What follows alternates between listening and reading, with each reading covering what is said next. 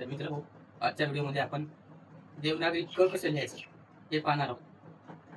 तर बघा, या ठिकाणी मी अगोदरच क लिहिलेला आहे. पहिली स्टेप काय आहे? उभी रेषा मारायची. दुसरी स्टेप इथून असा वळण घ्यायचा, डायरेक्ट वळण घ्यायचा इथे. आणि तिसरी स्टेप आहे झिरो रेषा मारायचं. आता मी प्रत्यक्ष या ठिकाणी काढून दाखवतो. तर बघा तुम्ही, दोन लाईन मारलेल्या आहेत आपण अशा.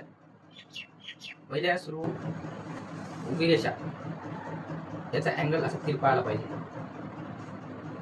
आणि हाच तिरपा अँगल इथून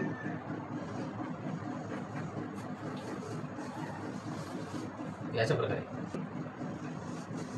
शिरोरेषा. ओके, याचा तिरपा आला पाहिजे. स्लो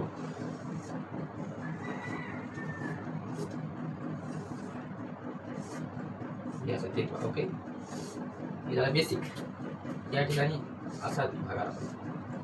क थोडस ऍडव्हान्स